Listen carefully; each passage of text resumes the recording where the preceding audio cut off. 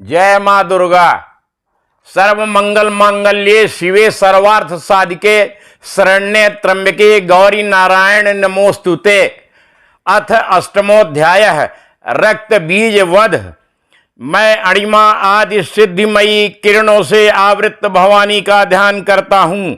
उनके शरीर का रंग लाल है, नेत्रों में करुणा लहरा रही है तथा हाथों में पाश, अंकुश, वाण और धनुष शोभा पाते हैं। ऋषि कहते हैं, चंड और मुंड नामक दैत्यों के मारे जाने तथा बहुत सी सेना का संहार हो जाने पर दैत्यों के राजा प्रतापी शुंभ के मन में बड़ा क्रोध हुआ और उसने दैत्यों की संपूर्ण सेना को युद्ध के लिए कूच करने की आज्ञा दी।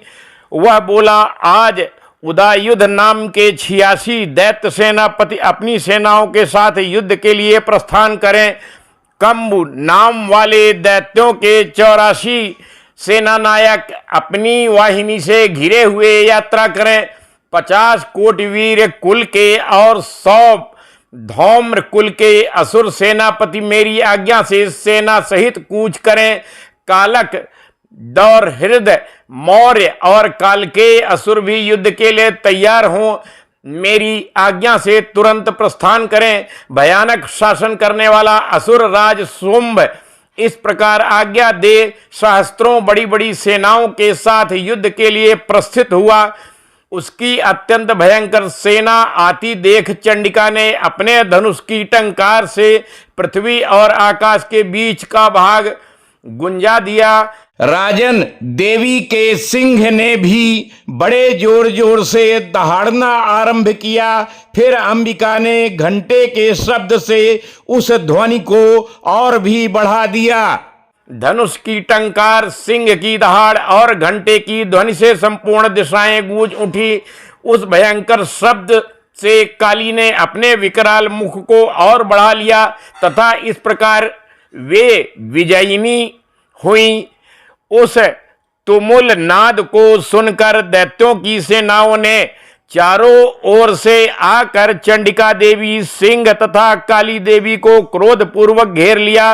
राजन, इसी बीच में असुरों के विनाश तथा देवताओं के अभ्युदय के लिए ब्रह्मा, शिव, कार्तिकेय, विष्णु तथा इंद्र आदि देवों की शक्तियां जो अत्यंत पराक्रम और बल से संपन्न थी, उनके शरीरों से निकलकर उन्हीं के रूप में चंडिका देवी के पास गईं।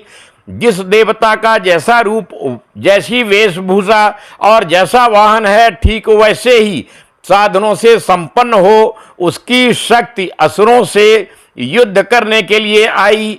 सबसे पहले हंस युक्त विमान पर बैठी हुई अक्ष सूत्र और कमंडल से सुशोभित ब्रह्मा जी की शक्ति उपस्थित हुई, जिसे ब्रह्माणी कहते हैं। महादेव जी की शक्ति वृषभ पर आरूढ़ हो, हाथों में श्रेष्ठ त्रिशूल धारण किए, महानाग का कंकड़ पहने, मस्तक में चंद्र रेखा से विभूषित हो वहां आ पहुंची। कार्तिकेय जी की शक्ति रूपा जगदम्बिका उन्हीं का रूप धारण किए श्रेष्ठ मयूर पर आरूढ़ हो हाथ में शक्ति लिए दैत्यों से युद्ध करने के लिए आई। इसी प्रकार भगवान विष्णु की शक्ति गरुड़ पर विराजमान हो शंख, चक्र, गदा, सारंग, धनुष तथा खड्ग हाथ में लिए वहां आई। अनुपम यज्ञ वाराह का रूप धारण करने वाले श्री हरि की जो शक्ति है, वह भी वाराह शरीर धारण करके वहां उपस्थित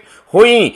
नारसिंही शक्ति भी नृसिंह के समान शरीर धारण करके वहां आई। उसकी गर्दन के बालों के झटके से आकाश के तारे बिखरे पड़ते थे।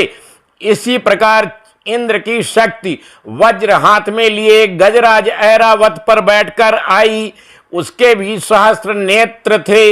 इंद्र का जैसा रूप है वैसा ही उसका भी था। तदनंतर उन देव शक्तियों से घिरे हुए महादेव जी ने चंडिका से कहा, मेरी प्रसन्नता के लिए तुम शीघ्र ही इन असुरों का संहार करो। तब देवी के शरीर से अत्यंत भयानक और परम उग्र चंडिका शक्ति प्रकट हुई, जो सैकड़ों गीदड़ियों की भांति आवाज करने वाली थी। उस अपराजिता देवी ने धूमिल जटा वाले महादेव जी से कहा, भगवान, आप शुंभ निशुंभ के पास दूत बनकर जाइए और उन अत्यंत गर्वीले दानव शुंभ एवं निशुंभ दोनों से कहिए, साथ ही उनके अतिरिक्त भी जो दानव युद्ध के लिए वहां उपस्थित हों उनको भी यह संदेश दीजिए, दैत्यों, यदि तुम जीवित रहना चाहते हो तो पाताल को लौट जाओ, इंद्र को त्रिलोकी का राज्य मिल जाए और देवता यज्ञ भाग का उपभोग करें। यदि बल के घमंड में आकर तुम युद्ध की अभिलाषा रखते हो तो आओ, मेरी शिवाएं योगनियां तुम्हारे कच्चे मांस से तृप्त हों। क्योंकि उस देवी ने भगवान शिव को दूत के कार्य में नियुक्त किया था, इसलिए वह शिवदूती के नाम से संसार में विख्यात हुई। वे महादैत्य भी भगवान शिव के मुंह से देवी के वचन सुनकर क्रोध में भर गए और जहां कात्यायनी विराजमान थी उस ओर बढ़े। तदनंतर वे दैत्य अमरस में भरकर पहले ही देवी के ऊपर बाण, शक्ति और रिष्टि आदि अस्त्रों से वृष्टि करने लगे। तब देवी ने भी खेल खेल में ही धनुष की टंकार की और उससे छोड़े हुए बड़े बड़े बाणों द्वारा दैत्यों के चलाए हुए बाण, शूल, शक्ति और फरसों को काट डाला।